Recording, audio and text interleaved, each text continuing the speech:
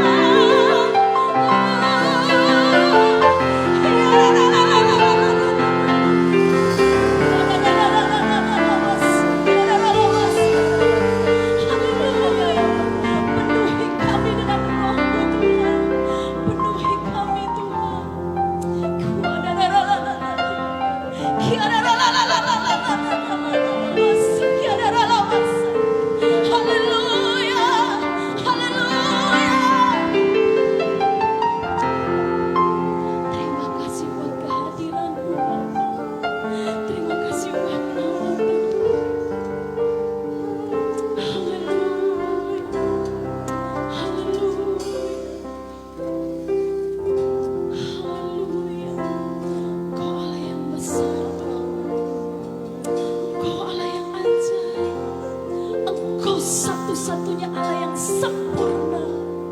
Haleluya. Amin. Amin.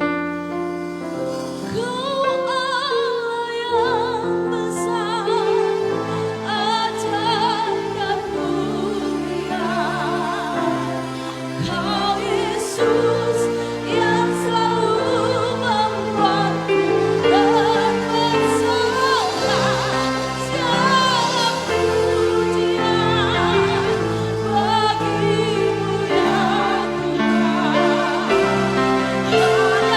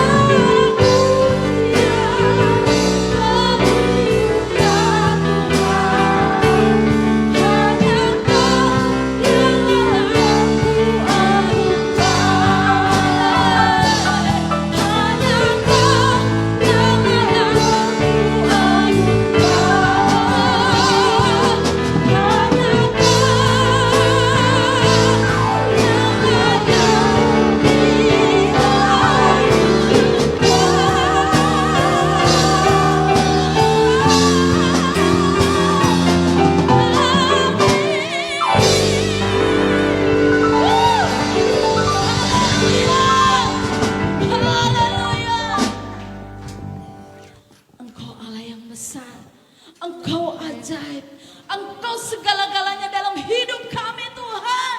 Engkau Allah yang tetap sama dulu, sekarang, sampai selama-lamanya, tidak pernah berubah. Terima kasih Bapa, terima kasih. Hanya di dalam nama Tuhan Yesus Kristus. Semua yang percaya katakan, Dia luar biasa, amin. Dia besar, amin.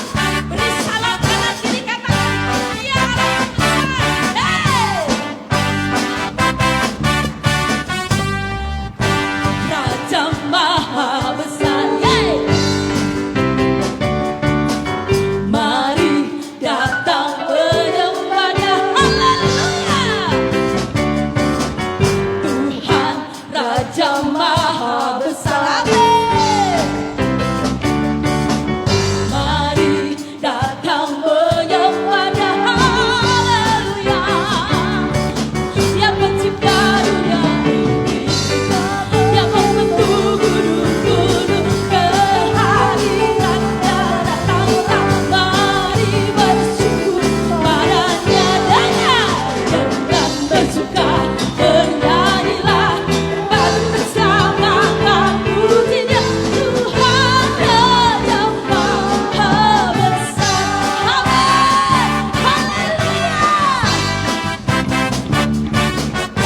Tuhan Raja Maha Besar. Mari datang menyembahnya. Haleluya. Tuhan Raja Maha Besar. Mari datang menyembahnya. Yang mencipta dunia ini, yang membentuk gunung-gunung, kehadirannya datanglah. Mari bersyukur dengan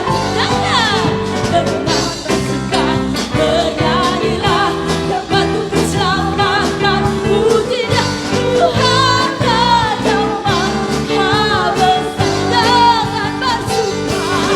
Dengan bersuka bernyanyilah, dan batu keselamatan pujinya Tuhan Raja Maha. Dengan bersuka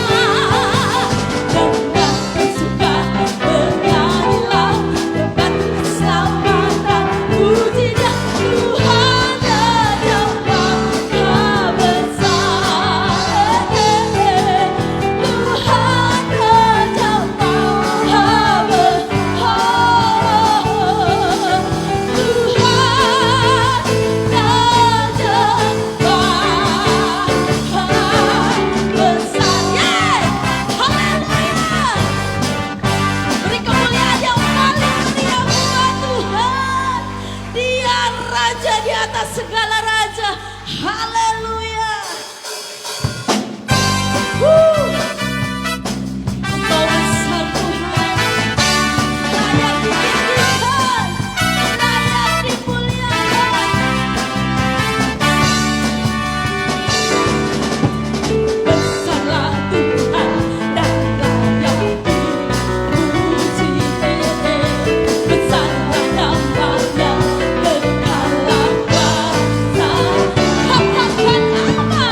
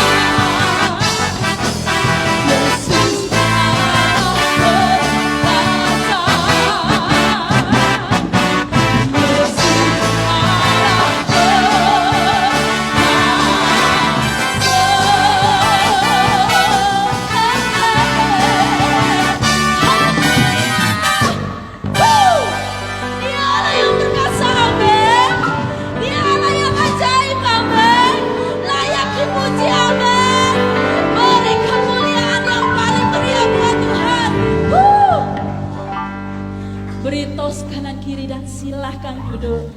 Haleluya.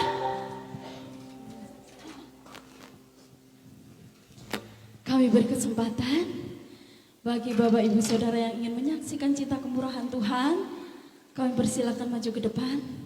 Mari. Terpujilah Tuhan, terbukti kuasa-Nya yang menunjukkan kasih-Nya pada kita. Sebab Tuhan telah bangkit menyayangi kita. Mari bagi Bapak Ibu Saudara yang ingin menyaksikan cinta kemurahan Tuhan, maju ke depan monggo.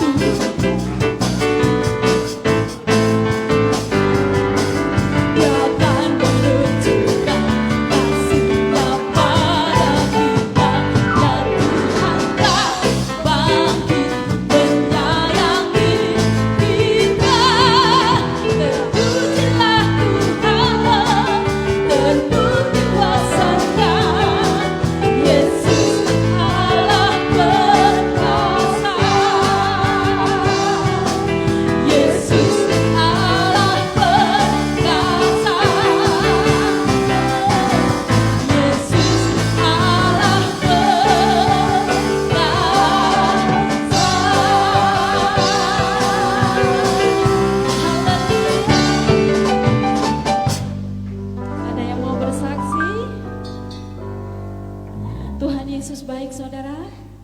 Dia luar biasa, amin. Yang amin maju ke depan. Haleluya.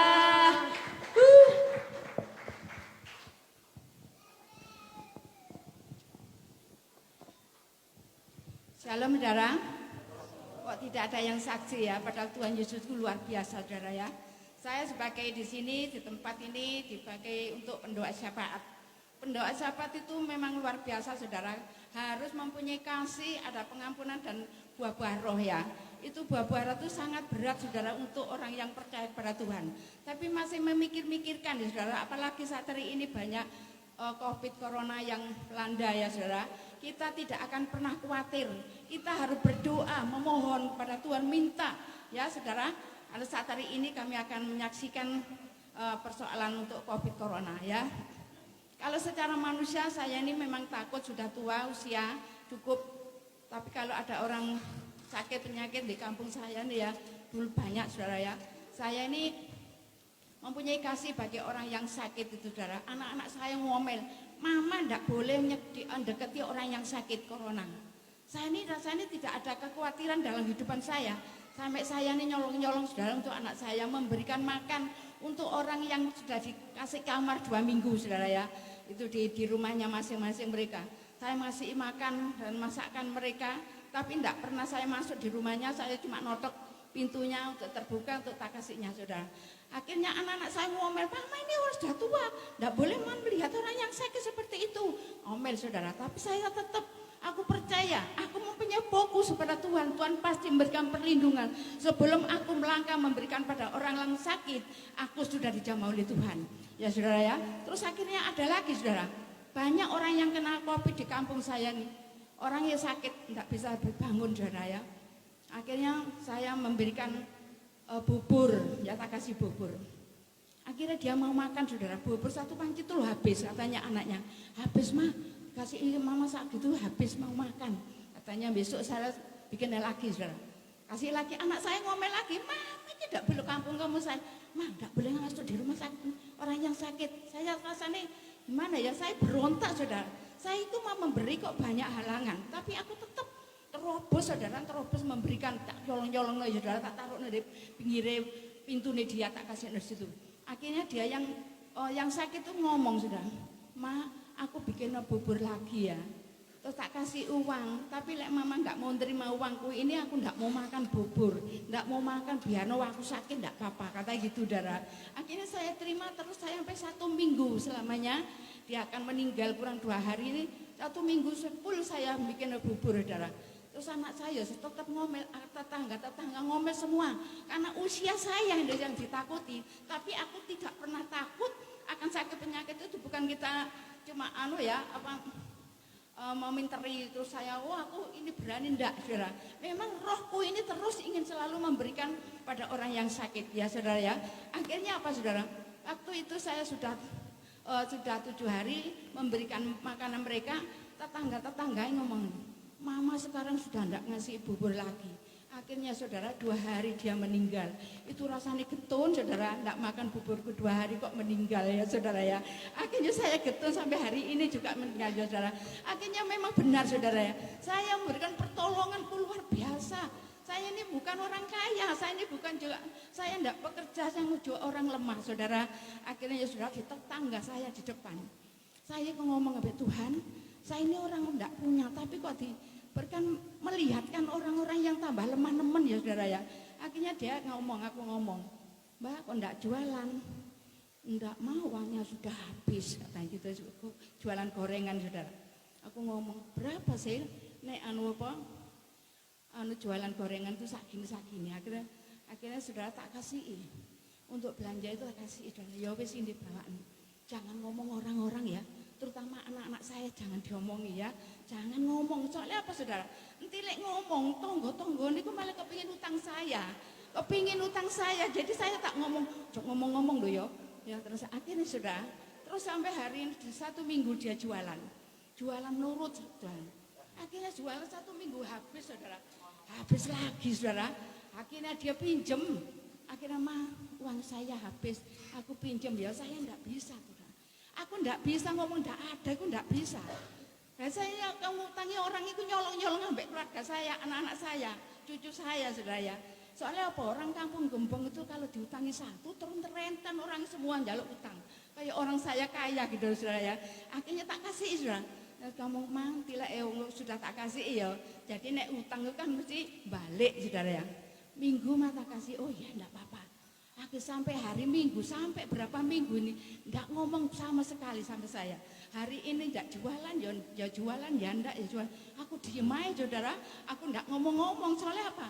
Adik itu diomongin dia, nek minjem sama boleh, dia pinjem. Dia mau pinjam lagi, aku ngomong, hari ini saya enggak pegang uang. Ya kata firman Tuhan, kalau saya terus minjem ya orang enggak mau ditagih, saya terus bangkrut kata manusia saudara. Tapi Tuhan itu tidak memberikan bangkrut bagi saya. Diutangi enggak bayar, aku tambah diberkati oleh Tuhan yang luar biasa. Karena Tuhanku Yesus yang pagi hari yang saya sembah, Tuhan yang luar biasa. Orang yang percaya katakan amin ya. Tuhan memberkati. Dalam nama Yesus inilah kesaksian saya supaya menjadikan berkat bagi semua orang.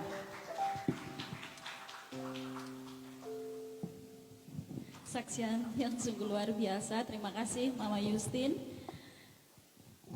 Kalau dia berbuat baik kepada sesamanya karena dia punya Tuhan yang sangat baik, yang sangat luar biasa, karena dia adalah penolong yang setia. Dia penolong yang ajaib. Amin. Mungkin ada yang mau saksi lagi?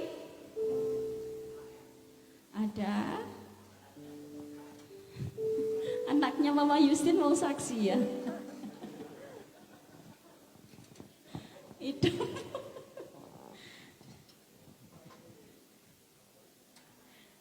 Puji nama Tuhan, kalau tidak ada yang menyambung kesaksian, saya undang anak-anak sekolah minggu untuk maju ke depan, untuk didoakan. Haleluya. Anak sekolah minggu,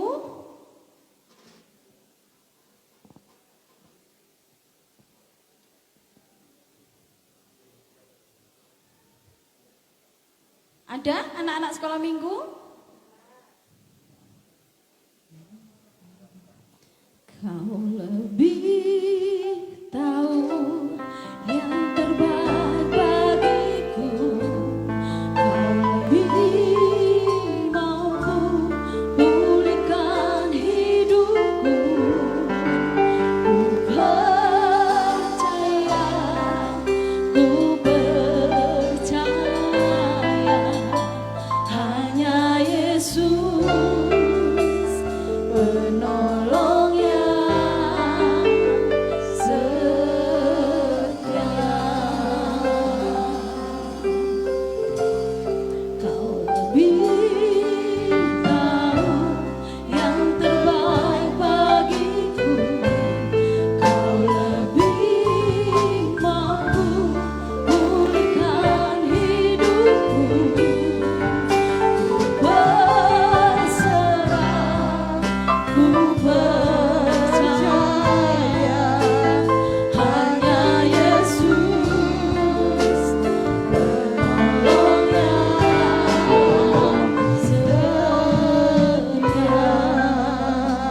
Bapak Ibu Saudara yang terkasih di dalam Tuhan, ini adalah anak-anak kita, generasi Tuhan, generasi orang percaya.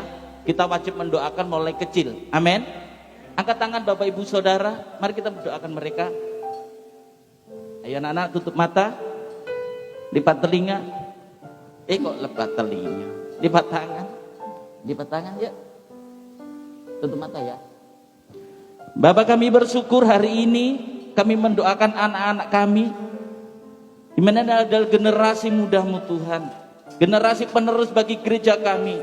Di dalam nama Yesus, Engkau sendiri yang berkarya bagi mereka. Di dalam nama Yesus, Engkau sendiri Tuhan Yesus yang menaungi mereka. Di dalam nama Yesus, Tuhan sendiri yang memberikan kepada mereka kekuatan, kesehatan, hikmat, pandaian dalam nama Yesus.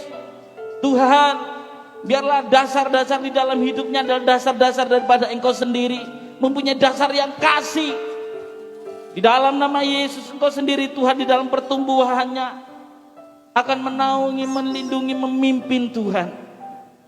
Di dalam nama Yesus, di dalam pergaulannya Tuhan sendiri yang melindungi dan memimpin. Di dalam studinya Tuhan sendiri yang melindungi dan memimpin dan berikan yang luar biasa, menjadi dampak yang luar biasa, yang indah bagi kemuliaan dan kebesaran nama-Mu. Kami juga berdoa untuk orang tua Tuhan. Beri mereka hikmat untuk mendidik anak-anaknya. Karena itu sudah Kau percayakan Tuhan untuk mendidik anak. Maka kami yakin dan percaya Engkau Tuhan juga memberikan hikmat bagi mereka. Terima kasih Tuhan. Terima kasih Bapak, ini hidup kami. Ini kami serahkan anak-anak kami di hadapan tangan-Mu. Sebentar mereka mau menerima sebagian dari firman-Mu. Biarlah Tuhan Yesus Engkau sendiri yang berkarya bagi mereka. Firman yang disampaikan menjadikan kekuatan, menjadikan dasar dari hidup mereka mulai kecil Tuhan, sehingga firman-Mu tertanam dalam hati mereka. Di dalam nama Tuhan kami Yesus Kristus. Haleluya. Amin.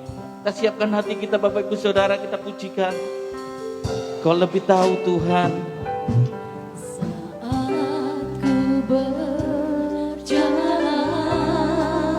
Haleluya. Kasih-Mu menerangi langkahku. Takut dan ku bimbang, karena ku tahu Kau bersamaku.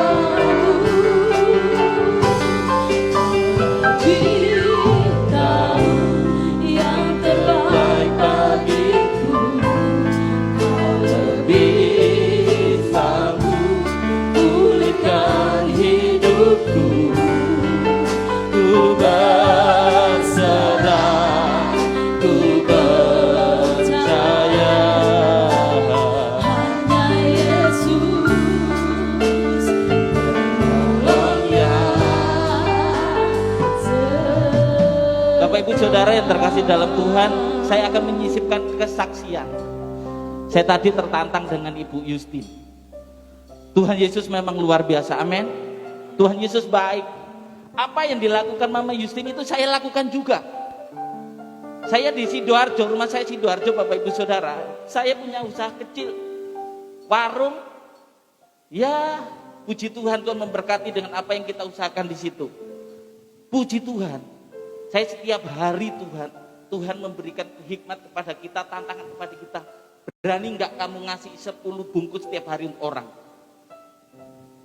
Saya jalani Bapak Ibu Saudara. Sudah berjalan 6 bulan ini, hampir 7 bulan. Kadang ada yang ngomong gini, Pak, 1 bungkus berapa? 10.000. Kalau setiap hari 100.000. Kalau 1 bulan 3 juta. Orang ngurus. Tuhan yang akan memberikan sesuatu yang luar biasa. Di situ Bapak Ibu Saudara juga saya memberi. Karena apa? Tuhan sudah memberikan kasih-Nya kepada kita.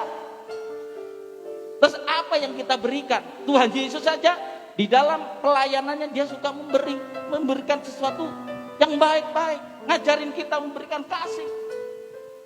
Dan apa yang kita lakukan Bapak Ibu Saudara? Saya sangat, ya memang harus bersyukur. Tuhan pasti melindungi.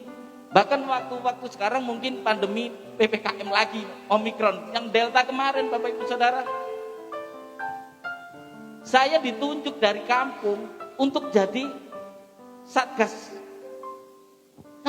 nolong orang. Bahkan mereka ngasih uang saya, Pak tolong mereka yang kena satu keluarga ini dikasih setiap hari makan. Saya ke rumahnya setiap hari Bapak Ibu Saudara. Mereka WA, Pak Sigit tolong belikan soto. Tak belikan, taruh di rumah. Pak Sigit tolong saya belikan LPG. Tak berikan Bapak Ibu Saudara. Langsung saya kirim.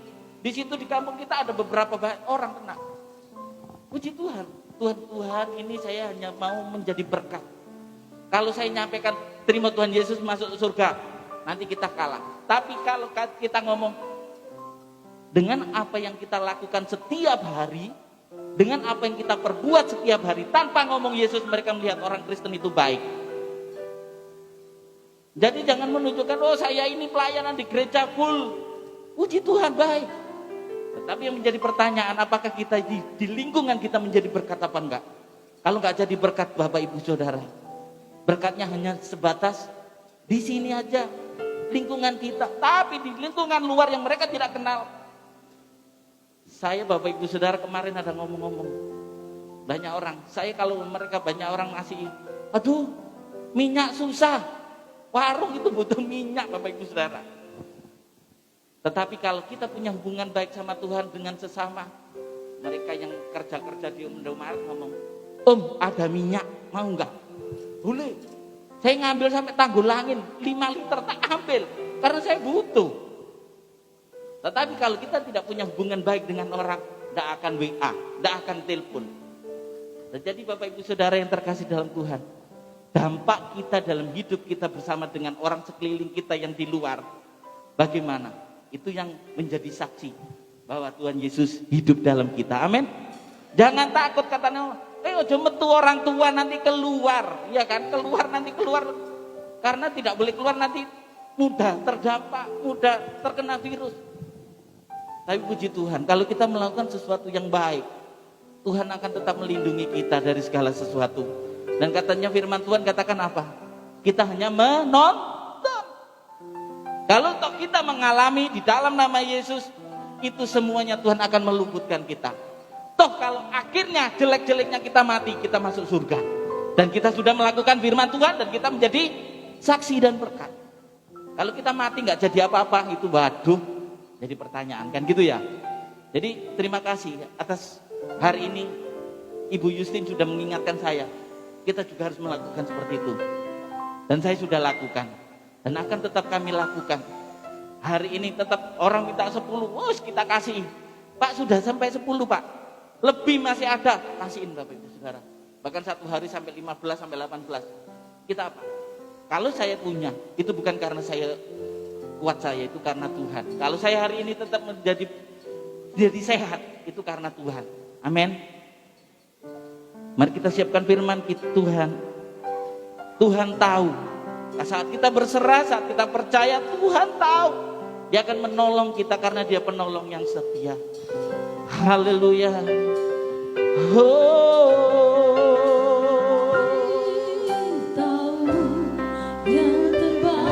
Dia lebih tahu apa yang terbaik dalam hidup kita. Dia sanggup, Dia mampu dan mau menolong kita.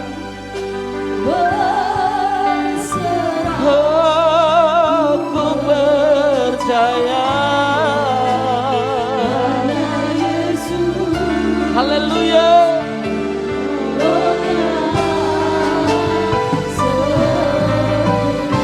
Haleluya. Tahu terbaik. Haleluya. Hidupku berserah, ku percaya pada Yesus penolongnya. Lebih tahu Tuhan. Kami undang Bapak Ibu Saudara bangkit berdiri. Siapkan hati kita, siapkan hidup kita, siapkan telinga kita untuk mendengarkan apa yang Tuhan firmankan.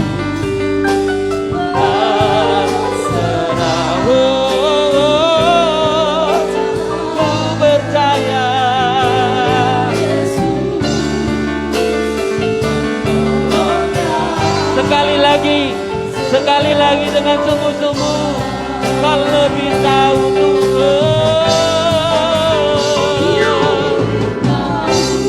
yang terbaik bagiku. Waktu dan tempat kami persilakan kepada hambanya.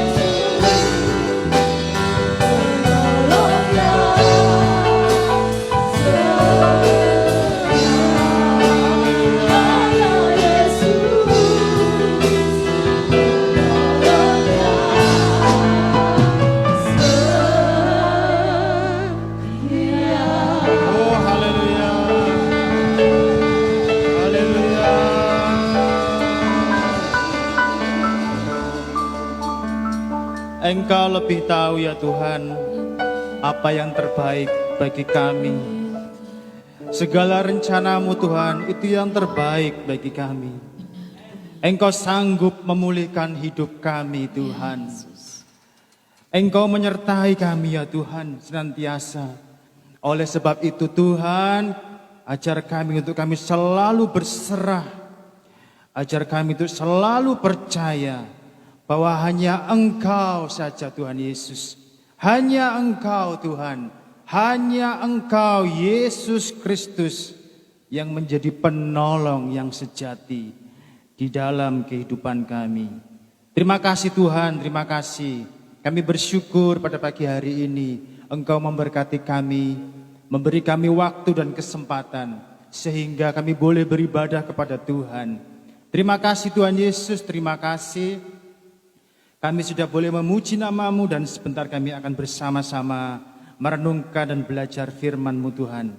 Dudukkan kami, hati, pikiran, perasaan kami mau merendahkan diri untuk belajar mendengar suara Tuhan pada ibadah pagi hari ini. Berkati gereja-gereja Tuhan dimanapun berada Tuhan. Di dalam ibadah yang sama, baik pagi, siang, sore, atau malam sekalipun, Tuhan juga hadir di sana. Memberkati setiap hamba-hamba Tuhan dan juga anak-anak Tuhan. Buat Bapak Gembala, Pak ini yang sekarang pelayanan di Malang, Tuhan juga memberkati, menyertai beliau sekeluarga. Sehingga baik berangkat maupun pulang, Tuhan juga memberkati. Firman yang disampaikan di sana juga memberkati sidang jemaat Tuhan di sana. Bersama-sama ya Tuhan, kami akan mendengar firman-Mu, karuniakanlah kepada kami roh takut akan Tuhan dan menghormati kekudusan nama-Mu. Dalam nama Tuhan Yesus Kristus kami berdoa dan bersyukur. Haleluya.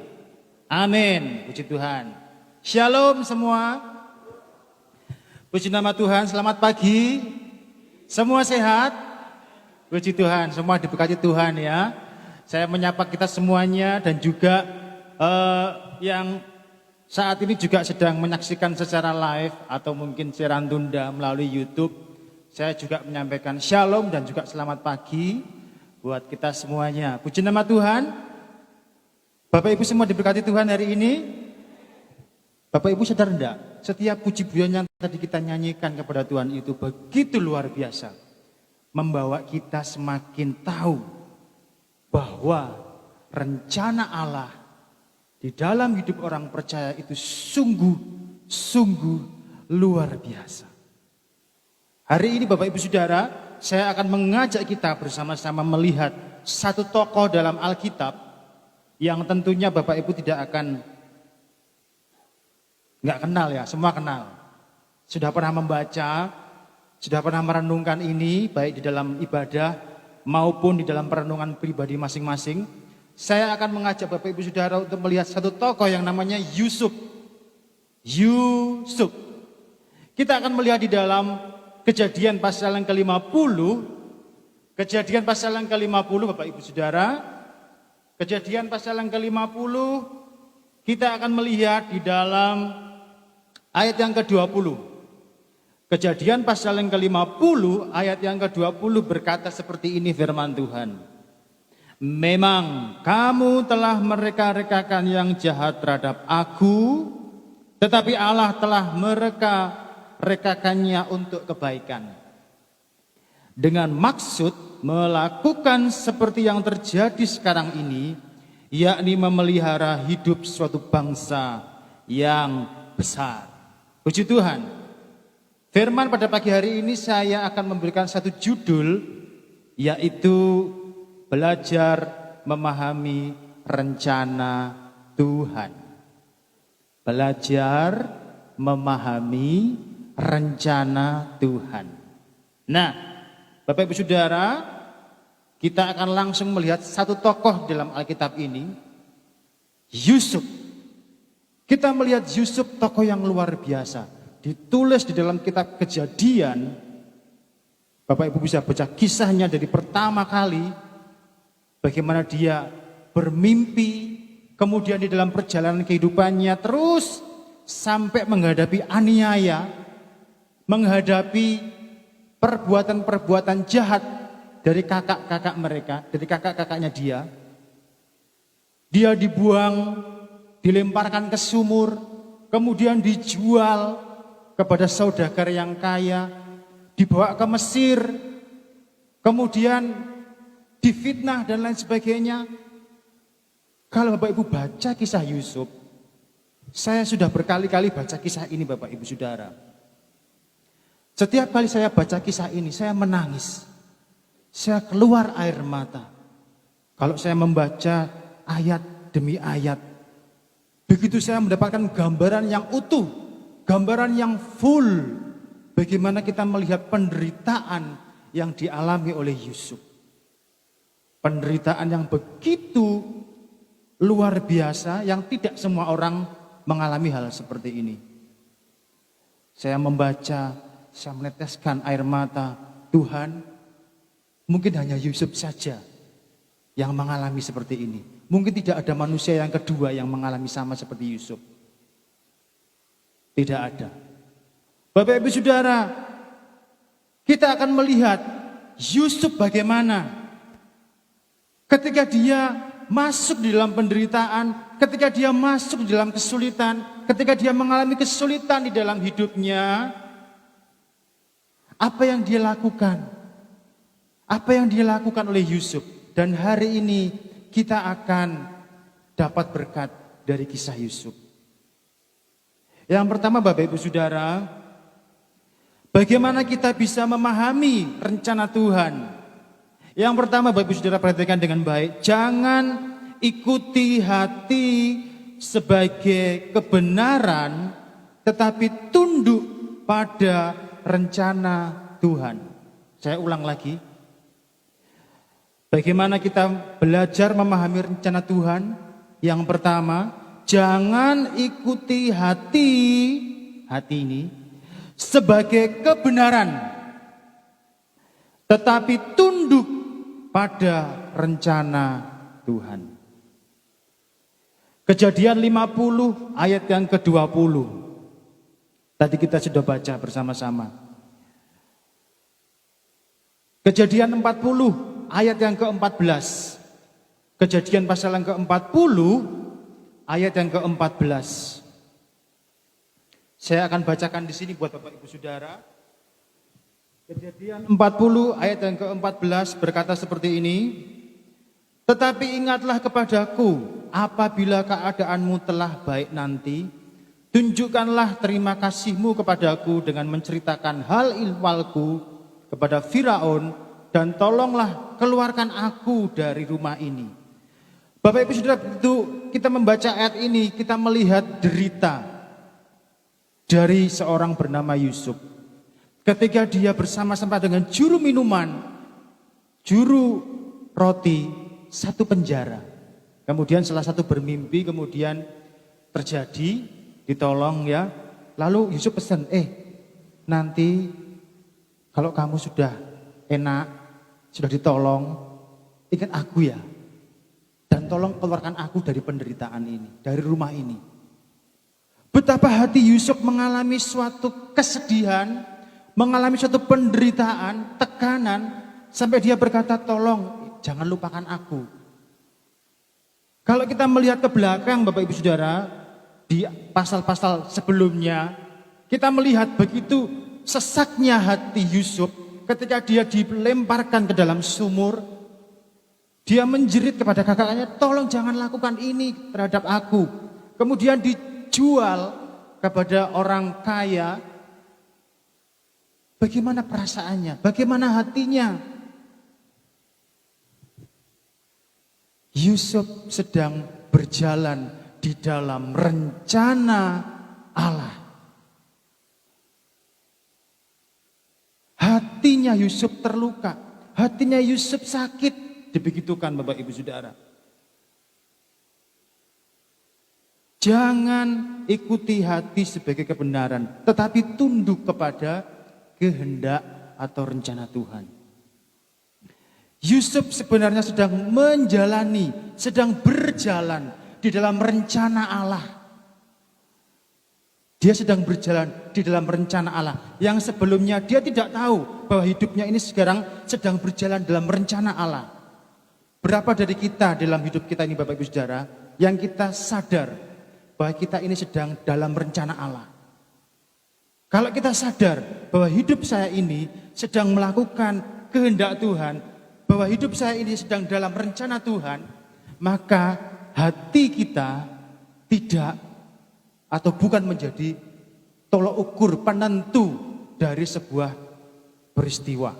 Maksudnya begini Bapak Ibu Saudara, ketika kita mengalami suatu pergumulan, ketika kita mengalami suatu kesusahan, yakin bahwa kita sedang berada di dalam rencana Tuhan. Jangan pakai hati kita, aduh, hatiku ini gak bisa nerima. Aku sakit. Seharusnya ketika aku berdoa sama Tuhan, aku sembuh, tapi aku gak sembuh. Hatiku bagaimana ini ya rasanya ya.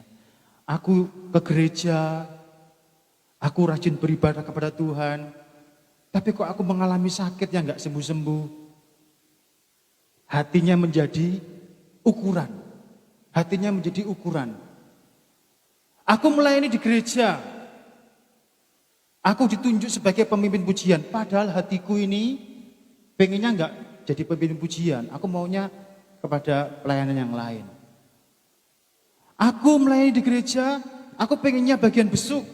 Tapi aku ditaruh Tuhan, dipercaya Tuhan untuk ditaruh di dalam pelayanan penerima tamu. Seharusnya aku ini suka, hatiku ini ada di dalam pelayanan besuk. Jadi hati menjadi tempat atau menjadi tolak ukur. Sementara kita lupa bahwa sebenarnya bukan hati kita yang menjadi tolak ukur, tapi kehendak Tuhan. Kehendak Tuhan itu yang harus terjadi di dalam hidup kita. Tapi sering kita merasa bahwa hatiku ini yang menjadi kebenaran. Kalau itu gak cocok dengan hatiku, aku gak bisa. Padahal antara hati manusia dengan kehendak Allah itu lain. Seringkali hati yang menjadi nomor satu. Kalau hatiku cocok, ya jalan. Kalau enggak, ya saya enggak mau. Padahal maunya Tuhan tidak seperti itu. Tidak seperti itu. Di dalam rumah tangga Bapak Ibu Saudara, di dalam rumah tangga, kita sering memakai hati. Memang hati kita ini diberikan Tuhan, diciptakan Tuhan, untuk kita bisa merasakan kesedihan, untuk kita bisa merasakan pergumulan. Tapi sebenarnya sama seperti yang dialami oleh Yusuf, kita sebenarnya sedang berjalan di dalam rencana Tuhan. Tapi kita tidak sadar. Kita tidak sadar seringkali. Kita maunya nurutin hati kita. Yang sebenarnya bertentangan dengan kehendak Tuhan. Jadi kalau kita melihat kisah Yusuf, Bapak Ibu Saudara, kita diingatkan. Kalau Yusuf itu dia nuruti hatinya, dia nuruti perasaan hatinya, maka dia tidak ada di dalam proses penderitaan seperti itu. Seringkali kita menderita, Bapak Ibu Saudara. Kita menderita. Di dalam masa-masa pandemi seperti ini, kalau saya bicara tentang pergumulan, aduh banyak sekali pergumulan. Pekerjaan, keuangan, dan lain sebagainya. Lalu kita dalam hati kita merasa, Tuhan, aku ini jadi anak Tuhan kok kayak gini. Jadi hati kita yang menjadi suatu kebenaran, bukan kehendak Tuhan. Kehendak Tuhan berkata supaya kamu selalu mengucap syukur. Saya diberkati dengan kesaksian dari Pak Siki dan Oma Justin ya. Mengucap syukur, modelnya banyak, memberi kepada orang lain. Apakah kita berkelebihan? Tidak. Memberi itu bukan karena kita berkelebihan, tapi karena memberi, kita memberikan sesuatu sebagai bentuk ucapan syukur kita kepada Tuhan. Sehingga kita berlaku atau berbuat baik. Jadi hati ini Bapak Ibu Saudara, hari-hari ini itu dibentuk supaya hati kita itu bukan menjadi tempat di mana itu mengalahkan kehendak Tuhan. Biarlah kehendak Tuhan yang terjadi. Biarlah rencana Tuhan yang terjadi dalam hidup kita. Kita memang saat ini, hari-hari ini Bapak Ibu Saudara, siapapun mengalami dampak. Bukan cuma di gereja ini saja, tapi di gereja yang lain juga sama, mengalami dampak. Apakah hati yang menjadi ukuran? Enggak dong Bapak Ibu. Jangan turuti kehendak hati. Tapi sadar bahwa apa yang sedang saya alami hari ini, itu karena ada rencana Tuhan di dalam hidup saya. Ada rencana Tuhan di dalam hidup saya. Sampai kepada Yusuf, ketika dia menjadi raja, menjadi Perdana Menteri di Mesir, dan kemudian saudara-saudara Yusuf datang kepada dia, apa yang dilakukan Yusuf? Yusuf tidak membalas. Yusuf tidak ganti berbuat jahat kepada saudara-saudaranya. Dia ingat yang dulu perbuatan dari saudara-saudaranya ketika mereka berbuat jahat kepada Yusuf. Kalau Yusuf itu mengikuti kata hatinya, ini kakak-kakakku, ini saudara-saudaraku yang dulu berbuat jahat terhadap aku. Sekarang aku menjadi Perdana Menteri, aku punya kekuasaan, aku sekarang ganti membalas. Itu kalau dia pakai hati. Dia nuruti sakit hatinya, dia akan balas itu. Tapi apa yang dilakukan oleh Yusuf? Yusuf berkata, bukan kamu yang mereka-rekakan ini, tapi rencana Allah dalam hidup kita. Rencana Allah dalam hidup Yusuf itu yang indah. Setiap kita Bapak Ibu Saudara, itu kita sedang menjalani rencananya Tuhan. Sadar atau tidak, hidup kita ini, hidup saya, hidup panjenengan, kita sedang berjalan di dalam rencana Tuhan. Rencana yang indah, Bapak Ibu Saudara. Kalau kita sadar ini, kita tidak mengeluh setiap hari, Bapak Ibu Saudara. Tapi kita sedang berjalan di dalam rencana Allah. Hari ini mungkin kita mengalami kekurangan, hari ini kita mengalami kesusahan, mengalami sakit penyakit. Tapi di akhir nanti kita akan melihat bahwa ada rencana Allah yang indah dalam hidup kita. Jadi yang pertama Bapak Ibu Saudara, bagaimana kita bisa belajar untuk mengerti rencana Tuhan. Yang pertama adalah jangan taruh hati ini sebagai tolak ukur. Jangan. Tapi tunduk pada rencana Tuhan. Yang kedua Bapak Ibu Saudara, yang kedua, bagaimana kita bisa mengerti rencana Tuhan dalam hidup kita? Yang kedua, jangan lupa, ya, jangan lupa Tuhan mendidik kita untuk semakin rendah hati dan berharap kepada Tuhan. Tuhan mendidik kita untuk semakin rendah hati dan berharap hanya kepada Tuhan. Kalau kita melihat contoh di dalam Alkitab, pertama adalah Yusuf. Yusuf mengerti dia sedang dididik Tuhan untuk semakin rendah hati. Mengalami penderitaan, mengalami aniaya, dia dididik untuk semakin rendah hati. Sampai akhirnya dia menjadi Perdana Menteri, dia masih rendah hati. Ya. Kita melihat Musa, Bapak Ibu Saudara. Musa dididik 40 tahun oleh Allah di padang gurun untuk rendah hati. Petrus diberi duri dalam daging. Itu sakit penyakit ya. Tujuannya apa? Supaya dia rendah hati. Dia tidak sombong ketika dia dipakai oleh Allah. Ayub, dia dididik oleh Tuhan untuk apa? Belajar mengalami kehilangan. Sekarang kita ini dididik Tuhan juga untuk rendah hati, Bapak Ibu Saudara. Sering kita, contoh ya suami istri, kita dididik melalui kehidupan kita sehari-hari ya. Suami istri itu dididik Tuhan untuk rendah hati loh. Di dalam kehidupannya setiap hari, sering kita mengalami, suami istri itu mengalami pertentangan, betul ya? Dalam rumah tangga, mengalami perbedaan pendapat. Tapi dua orang ini dididik Tuhan untuk rendah hati. Kalau semuanya tinggi, maka dalam rumah tangga itu tidak ada yang mencari yang salah. Semua nyarinya yang benar. Aku sih benar, kamu yang salah. Mama yang salah. Oh enggak, papa yang salah. Akhirnya yang mencari kesalahan. Suami istri dididik Tuhan untuk rendah hati. Rendah hati. Sering juga kita dididik Tuhan untuk ketika suami istri mengalami kehilangan. Kita tidak menutup kemungkinan bahwa pandemi ini membuat beberapa suami istri yang kehilangan pasangan ya. Ada yang meninggal, dipanggil Tuhan oleh karena sakit. Ya. Tuhan mendidik dia untuk rendah hati. Bagaimana kita bisa berkata, "Wong, saya kehilangan suami saya karena pandemi ini, saya kehilangan istri saya. Masa saya rendah hati?" Harus rendah hati. Tuhan mendidik setiap orang dengan cara yang berbeda-beda. Saya akan berikan kesaksian buat Bapak Ibu Saudara. Ada beberapa orang yang saya kenal.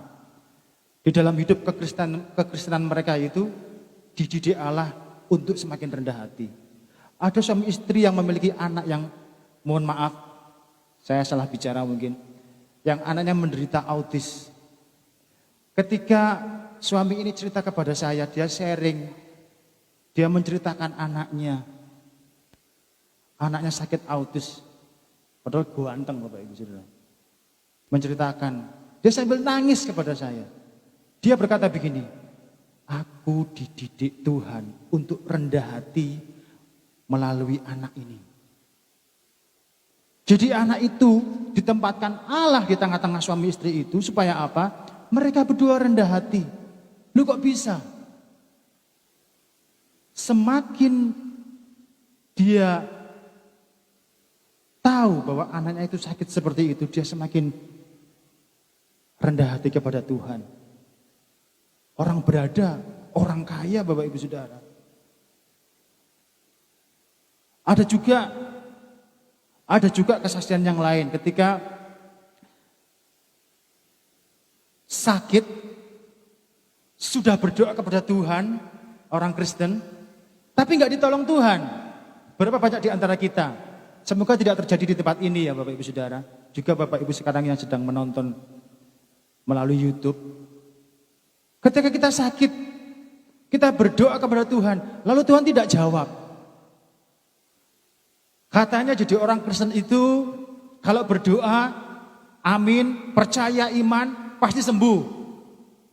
Tapi saya berdoa kepada Tuhan, saya sakit, saya nggak sembuh-sembuh. Lalu siapa yang salah? Firman-Nya atau sayanya? Tidak. Tidak ada yang salah Bapak Ibu Saudara. Yang benar apa? Tuhan sedang mendidik orang itu untuk rendah hati.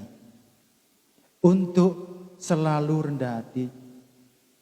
Terus berharap kepada Tuhan. Kita sering menjadi orang Kristen itu salah paham ya.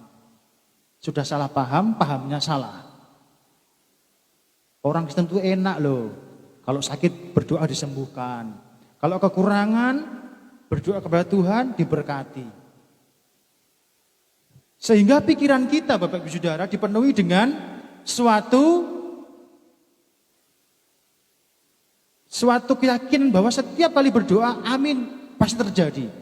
Nah sekarang hari ini kita akan mendengar satu kebenaran bagaimana jika doa yang kita naikkan kepada Tuhan itu tidak dijawab Tuhan. Ada loh orang-orang Kristen yang sudah berdoa, tidak ditolong Tuhan, bahkan sampai meninggal. Ada Bapak Ibu Saudara. Sakit stroke sudah bertahun-tahun. Minta Bapak Gembala berdoa, datang ke rumah. Minta tim besuk datang ke rumah. Sakit stroke didoakan, tumpang tangan. Sudah berapa kali tumpang tangan, nggak sembuh-sembuh. Lalu pikiran kita berkata, kalau begitu Tuhan itu salah. Tidak. Tuhan sedang mendidik dia untuk rendah hati. Rendah hati seperti apa? Terus berdoa kepada Tuhan. Petrus, Bapak Ibu Saudara ingat, Petrus, Paulus, ketika dia memohon kepada Tuhan, ya Tuhan, mbok tolong duri dalam dagingku ini dicabut. Aku kesakitan. Apa jawab Yesus? Apa jawab Tuhan? Cukup bagiku kasih karunia aku padamu. Artinya apa? Nikmati sakit. Kalau Bapak Ibu sakit, memang kita harus datang kepada Tuhan. Betul Bapak Ibu Saudara. Kita harus berdoa kepada Tuhan, betul. Tetapi kalau tidak dijawab, bagaimana dengan hati kita? Apakah kita mulai bimbang? Apakah kita mulai ragu? Aku ini sudah berdoa tapi kok nggak dijawab. Aku ini sakit stroke. Tapi sudah bertahun-tahun saya ditumpang tangan oleh Bapak Gembala, oleh orang Kristen. Enggak juga sembuh. Anak saya sakit. Down syndrome, autis, sakit macam-macam. Sudah didoakan, enggak sembuh-sembuh. Katanya jadi orang Kristen itu kalau berdoa sembuh.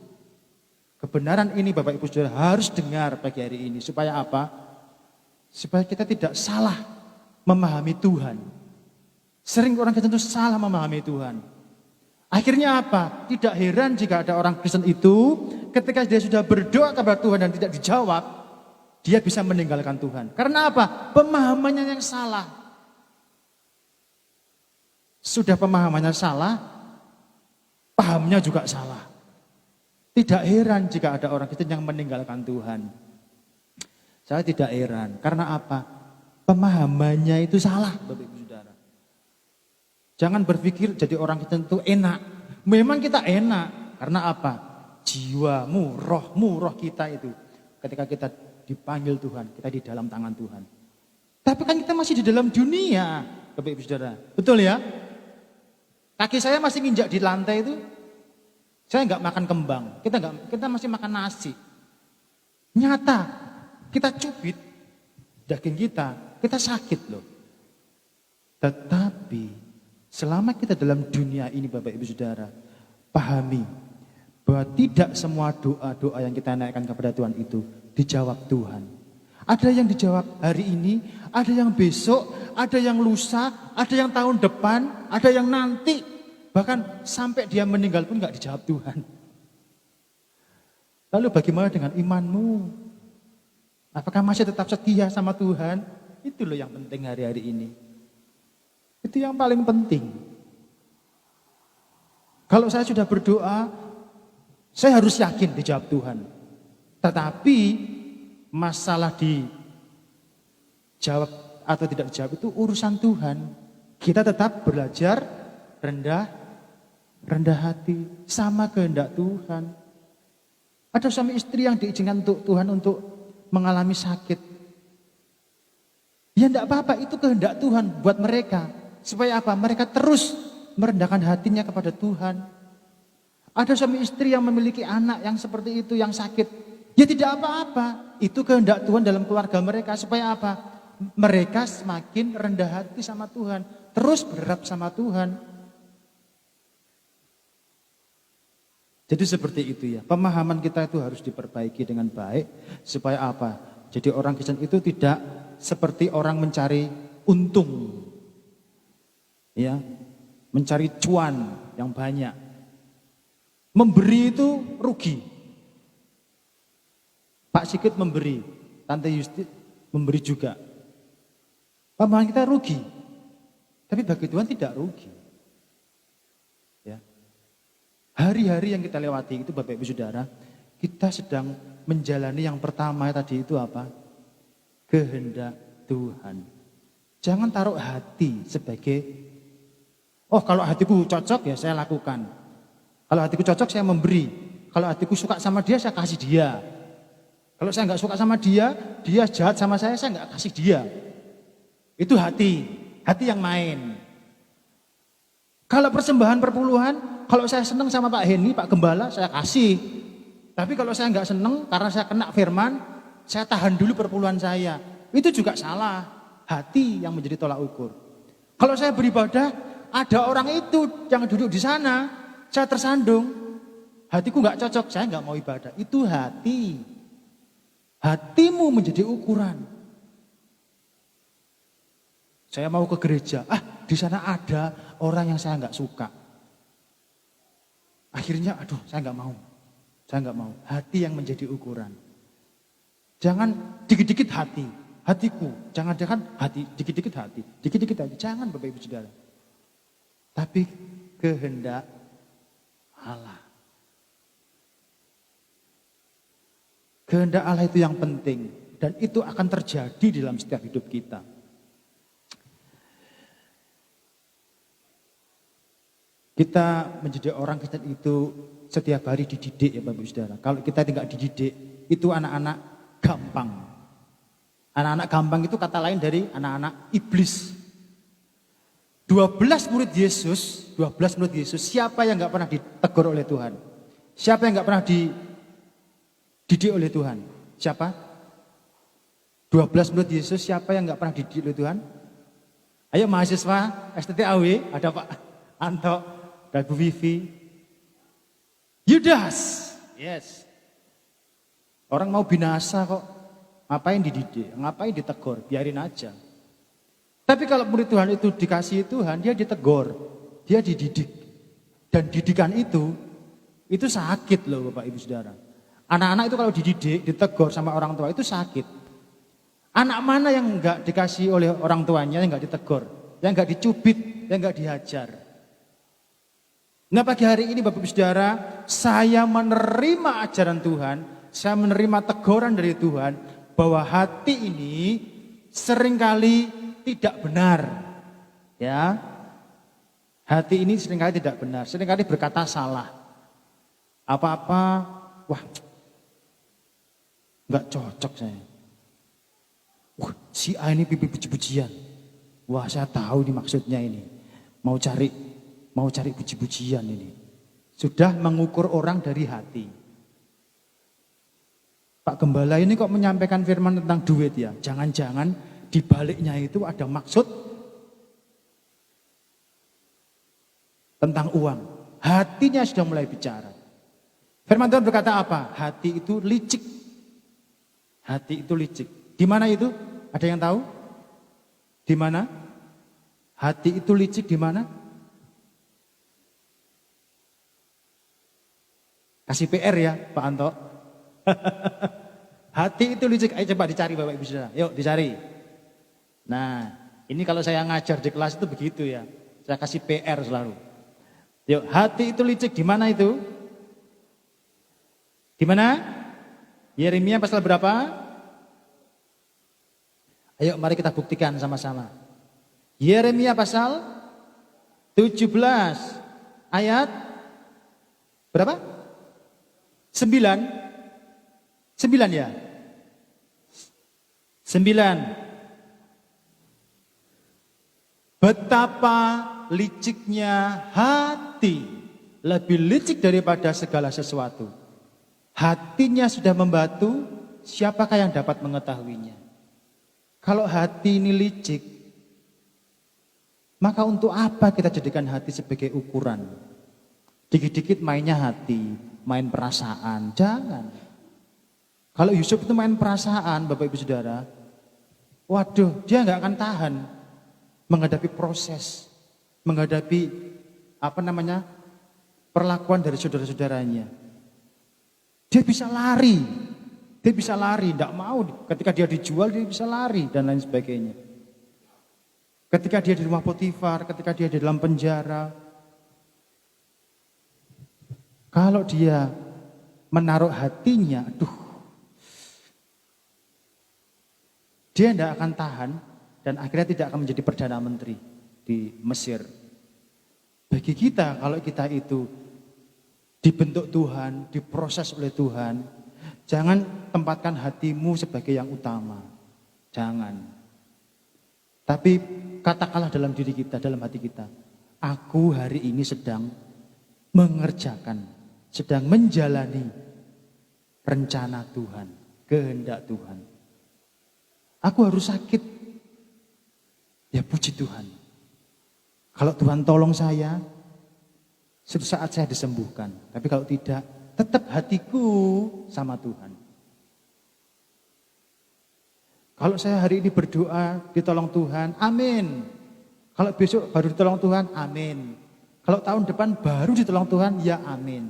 Tapi kalau tidak ditolong Tuhan sama sekali, ya tetap amin. Jangan berkata dalam hati, perasaanku ini berkata ternyata salah firmannya ini. Firman Tuhan itu salah. Hati menjadi ukuran. Jangan Bapak Ibu, jangan. Betapa liciknya hati lebih licik daripada segala sesuatu. Bukankah hati kita licik? Saya enggak menuduh ini Bapak Ibu Saudara. Bukankah hati kita ini licik? Karena kita masih manusia berdosa.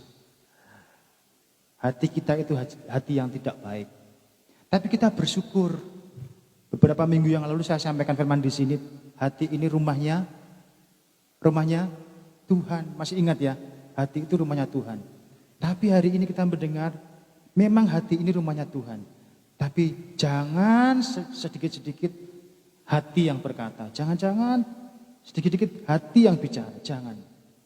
Tapi ingat, kehendak Tuhan, rencana Tuhan yang harus terjadi dalam hidup kita. Yang ketiga, bagaimana kita bisa memahami rencana Tuhan dalam hidup kita? Yang ketiga adalah Kejadian 39 ayat yang kedua. Kejadian 39 ayat yang kedua, masih dalam kisah Yusuf. Kejadian 39 ayat yang kedua, tetapi Tuhan menyertai Yusuf sehingga ia menjadi seorang yang selalu berhasil di dalam pekerjaannya. Maka tinggallah ia di rumah tuannya, orang Mesir itu. Lihat kebenaran di sini Bapak Ibu bahwa bagaimana kita bisa mengerti kehendak Tuhan, rencana Tuhan. Yang ketiga adalah jangan khawatir ya. Jangan khawatir sebab Tuhan menyertai kita. Sama seperti Yusuf, ketika dia sedang mengerjakan rencana Tuhan dalam hidupnya, dia selalu disertai oleh Tuhan. Bisa bayangkan enggak sih, orang disakiti, dibuang ke sumur, kemudian dimasuk penjara, kemudian di rumah Potifar. Tapi Tuhan berkata, Tuhan selalu menyertai Yusuf. Ini kebenaran yang luar biasa. Ketika kita sedang di dalam proses mengerjakan atau menjalani rencana Tuhan dalam hidup kita, kita jangan pernah takut bahwa apapun yang kita sedang kerjakan disertai oleh Tuhan. Sebagai contoh kita memberi untuk orang lain, Pak Siki dan Tante Justin. Kita sedang mengerjakan rencana Tuhan, maka nanti apa yang kita lakukan dibuat Tuhan berhasil. Siapa tahu nanti dari hal yang kecil, ya Pak Sigit, Tuhan memberkati dengan kemampuan untuk memberi yang lebih besar. Semua yang besar itu dimulai dari yang kecil. Enggak ada tiba-tiba langsung gede, itu enggak ada. Ya, dimulai dari kecil. Tapi di situ Tuhan membuatnya berhasil. Ya toh? Itu kebenaran Bapak Ibu Saudara. Jangan kita ragu, jangan bimbang. Ketika kita mengerjakan kehendak Tuhan, Tuhan ingin supaya kita memberi. Itu rencana Tuhan dalam hidupku. Oke, saya beri. Saya memberi kepada orang. Itu rencana Tuhan buat saya memberi.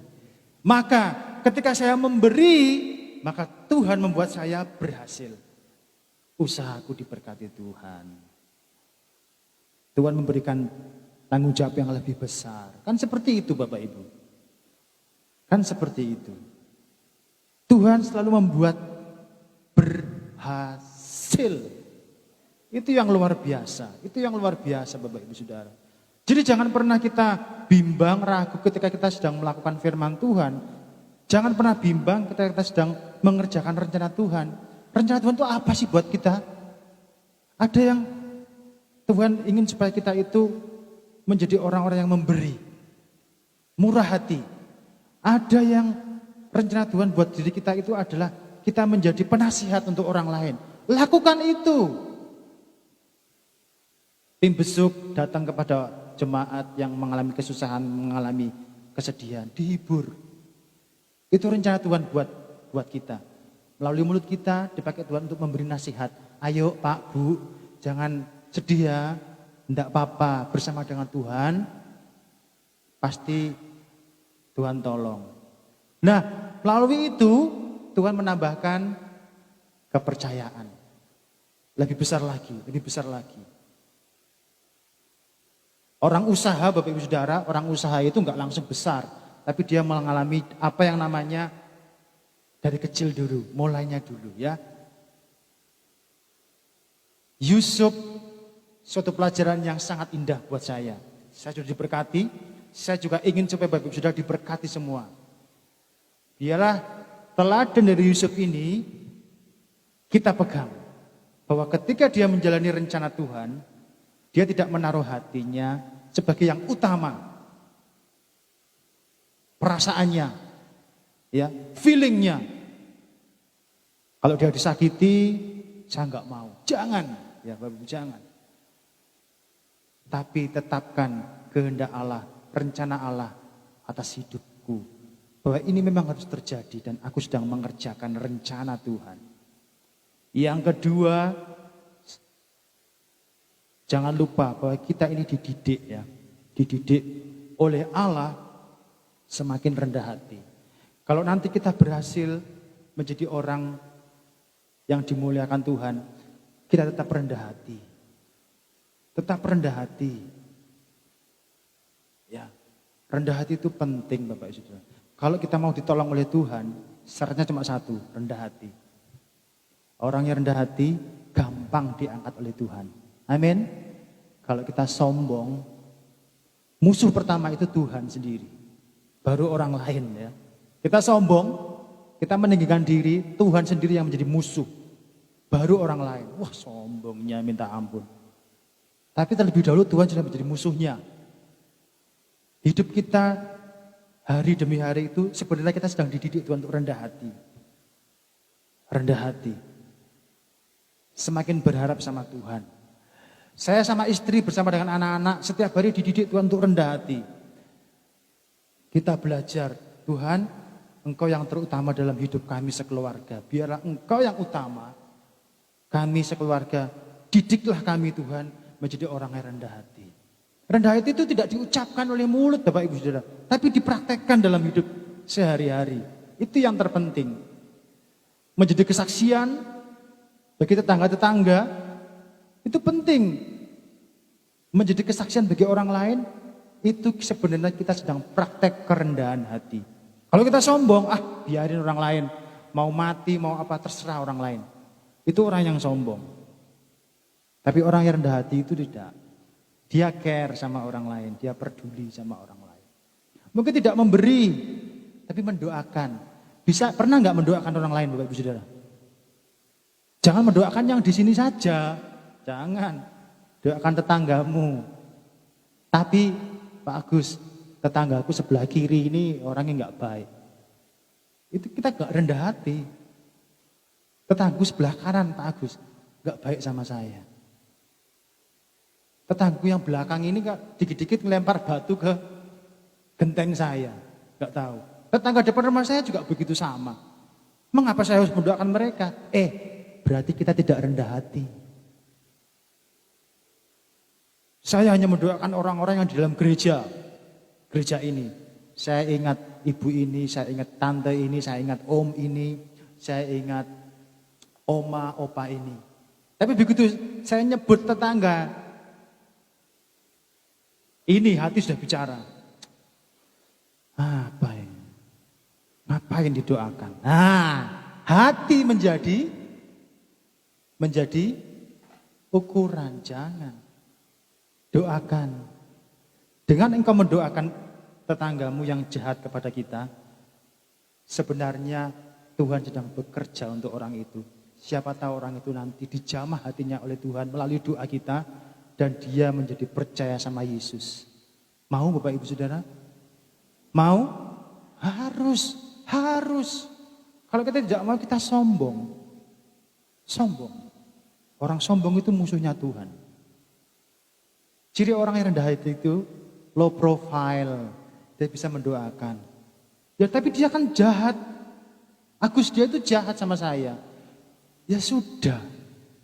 Doakan. Ketika kita doakan, siapa tahu Tuhan ubahkan dia. Suatu saat dia baik sama kita. Kan bisa terjadi. Kuasa Tuhan. Jangan jadikan hati ini, wah itu orang yang gak baik. Hatiku disakiti. Hati lagi menjadi ukuran. Jangan. Oma Yusin tadi juga bersaksi. Ada orang, tapi tadi Oma sudah berkata di sini ya. Jangan ngomong-ngomong, ini sudah ngomong sama orang banyak ini. Nanti habis ibadah ini bisa ngutang. Karena sudah memberikan lowongan ya, silakan. Ya, memberi pinjaman kepada orang lain, tetapi nggak dikembalikan, sakit hati. Ya toh? Hati lagi menjadi ukuran. Akhirnya hubungan yang tadinya baik jadi benci, gara-gara diutangi nggak dibayar. Kalau ngutangi, bilang, jangan lupa bayar loh. Kalau dia nggak bisa bayar, bagaimana? Ya kerelaan hati. Salahnya sendiri mengutangi, kan begitu. Jadi begitu, jangan jadikan hati, dikit-dikit hati, dikit-dikit hati, dikit-dikit hati.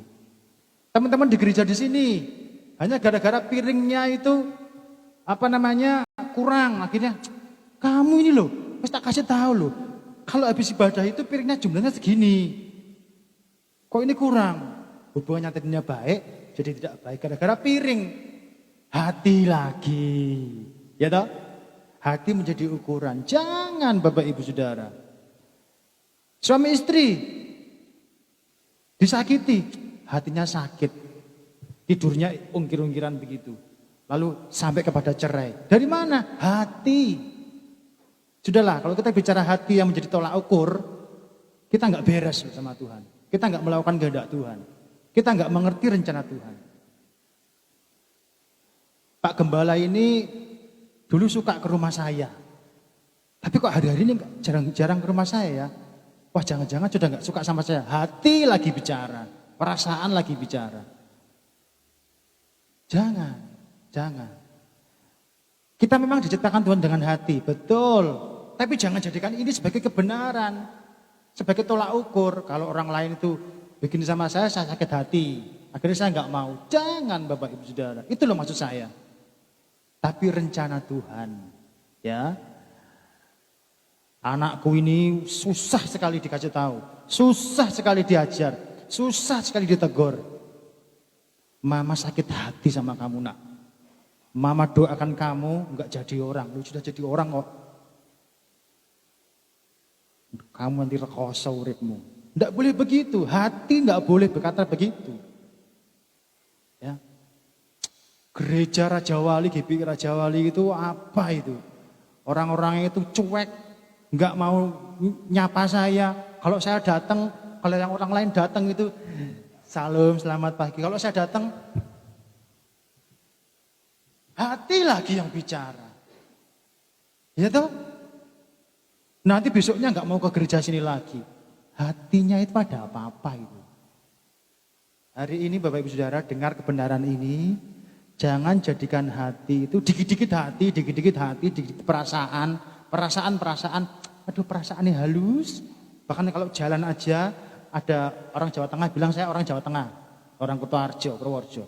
Kalau nginjak tembelek aja gak bakal penyok seperti itu ya. Tapi hatinya halus. Kecentok dikit, telinganya kena suara dikit, Jangan. Telinga disucikan Tuhan. Ketika mendengar suara-suara yang tidak baik, saya mengampuni dalam nama Yesus. Kan begitu. Hati dilukai, saya mengampuni dalam nama Yesus. Yusuf ketika dilukai oleh saudara-saudaranya, bisa nggak dia balas? Oh bisa. Bisa. Ketika dia menghadap, kamu masuk ini bilang sama Algojo, potong kepala mereka semua. Bisa. Tapi apa yang dilakukan Yusuf? Memang kamu mereka-rekakan yang jahat, tapi Allah mereka-rekakan yang baik. Hatinya tidak, hatinya sudah disucikan oleh Tuhan. Jadi hati kita Bapak Ibu Saudara, hati itu jangan jadi seperti tempat sampah ya. Tahun 2022, Jemaat GPI Raja Wali, jangan jadikan hati ini dikit-dikit terluka. Dikit-dikit terluka. Aduh, kasihan ya. Dikit-dikit terluka. Perasaan dikit-dikit terluka. Nanti saudara nggak ibadah. Hubungan saudara dengan yang lain menjadi renggang. Hanya gara-gara hati. Jangan. Kalau ada kecentok, ampuni. Kan begitu. Ada sedikit suara yang menyakitkan telinga, ampuni. Enak ya Agus gini ngomong ampuni ya. Tapi itu kehendak Tuhan. Itu maunya Tuhan. Suami berbuat kasar pada istri, doakan, diampuni. Suami, istri tidak hormat kepada suami, didoakan, diampuni. Semua istri itu indah. Tapi kalau golek bener dhewe Bapak Ibu Saudara, saya dengan istri kalau cari benernya dhewe, waduh, kita sudah lama enggak bersama Bapak Ibu Saudara. Kita sudah putus itu. Tapi kita belajar, Tuhan, Engkau yang membentuk nikah rumah tangga kami, sedikit apapun, banyak apapun, kami menyiapkan sekeranjang-keranjang pengampunan. Kalau suami istri itu enggak mengampuni, enggak menyiapkan sekeranjang pengampunan, karena sedikit marah, akhirnya cerai. Makanya kalau orang itu mau menikah, itu buka mata lebar-lebar. Ya toh? Dilihat dari kaki sampai ke atas. Dilihat keluarganya seperti apa. Buka mata lebar-lebar. Kalau sudah menikah, tutup mata rapat-rapat. Bukan terbalik. Sekarang kan terbalik. Orang mau menikah, tutup mata rapat-rapat. Ah, sudahlah nanti. Kalau sudah cinta itu nanti. Masalah rasio, akal sehat itu nanti. Salah. Ketika sudah menikah, buka mata lebar-lebar. Oh ternyata bujuk iki. Elek tiba ya kelakuannya. Wah seperti itu. Tahu begini saya dulu gak mau sama kamu. Salah ini Bapak Ibu Saudara. Ya salah. Kita menikah itu kehendak Tuhan, rencana Tuhan. Kita belajar untuk mengikuti rencana Tuhan. Ya. Jadi seperti itu Bapak Ibu Saudara, pagi hari ini firman yang sederhana. Jadi ingat, kalau kita sebenarnya sedang mengerti rencana Tuhan, yang pertama, jangan tempatkan hati, dikit-dikit perasaan, main perasaan, jangan. Tapi pahami bahwa semua ini kehendak Tuhan, rencana Tuhan. Yang kedua, jangan lupa kita sedang dididik. Tokoh-tokoh Alkitab dididik, kita juga dididik. Yang ketiga Bapak Ibu Saudara, ingat di setiap didikan yang kita terima, Tuhan menyertai kita. Tuhan menyertai kita. Puji nama Tuhan. Satu lagu yang sudah saya sharekan tadi pagi di grup WA, itu ku mau selalu bersyukur. Mari tim musik maju ke depan. Satu lagu yang memberkati. Ku mau selalu bersyukur, Kau Tuhan yang setia, selalu menopang. Ku mau selalu bersyukur, selalu bersyukur, ya. Biarlah rencana Tuhan itu terjadi atas hidup kita, disertai dengan ucapan syukur kepada Tuhan.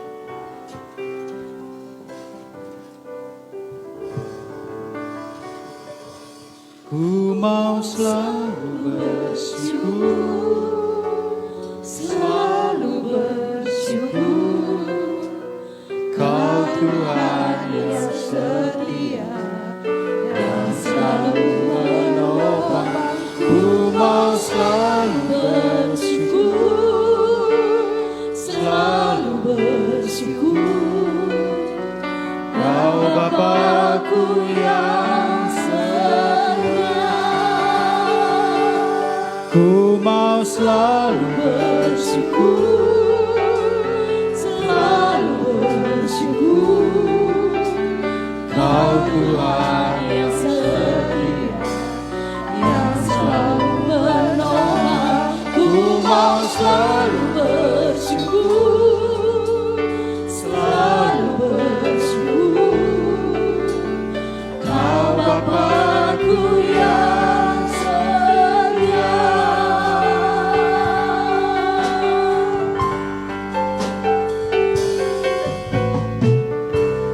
Dengan apa ku membalas kasih-Mu yang ku terima dari-Mu.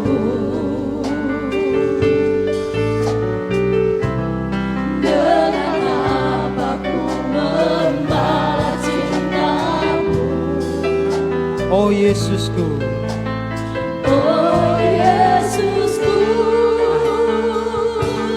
Ku mau selalu bersyukur, selalu bersyukur, Kau Tuhan yang setia, yang selalu menolong. Ku mau selalu bersyukur, selalu bersyukur, Kau Bapa-Ku yang setia. mari kita berdiri Bapak Ibu. Ku mau selalu bersyukur, selalu bersyukur, Kau Tuhan yang setia, yang selalu menolong. Ku mau selalu bersyukur, selalu bersyukur, Kau Bapa-Ku yang setia.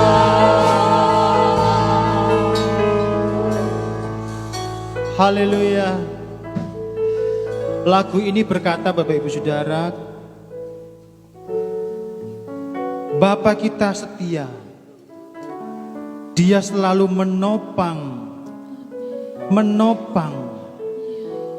menolong setiap kita yang sedang mengalami, sedang berjalan di dalam rencana Tuhan. Mungkin kita tidak mengerti rencana Tuhan dalam hidup kita. Tapi kalau sebenarnya kita mengerti rencana Tuhan, kita harus yakin Tuhan itu menopang Bapak Ibu Saudara. Dia memberi kita kekuatan untuk kita bisa berjalan melewati apapun dalam hidup kita. Mungkin kita sakit, mungkin kita dibentuk oleh Tuhan, sakit di daging. Tapi lagu ini berkata, Kau Bapa yang setia, Engkau menopang. Kita manusia tidak kuat Bapak Ibu. Kita tidak kuat. Yusuf, dia menangis, dia menderita. tapi dia sedang berjalan di dalam rencana Tuhan. Tuhan memberi Yusuf kekuatan. Tuhan memberi Yusuf kekuatan sehingga sampai kepada akhirnya apa yang Tuhan mau atas diri Yusuf, apa yang Tuhan rencanakan atas hidupnya Yusuf, Tuhan genapi. Tuhan menopang Yusuf, memberi kekuatan sampai finish, masuk di dalam rencana Allah. Bapak Ibu sadar, hari ini engkau sedang menjalani rencana Tuhan dalam hidup kita. Tetap fokus sama Tuhan, tetap memandang Tuhan. Jangan iman kita lemah hanya gara-gara sakit. Jangan iman kita lemah hanya gara-gara kekurangan uang. Jangan iman kita ditentukan oleh karena keadaan. Tapi sadar bahwa hidup kita sedang dididik untuk kita semakin rendah hati. Untuk kita semakin rendah hati, jemaat kita rendah hati sama Tuhan. Kalau kita rendah hati sama Tuhan, Tuhan berjanji akan mengangkat hidup kita. Tuhan berjanji akan mengangkat hidup kita. Saya mau diangkat Tuhan, dimuliakan Tuhan. Tetapi terlebih dahulu kita harus tahu prosesnya. Jangan kita mau hanya dimuliakan tapi kita tidak mau diproses. Jangan jadikan hati kita, perasaan kita itu yang utama. Tapi lihat rencana Allah dalam hidup kita.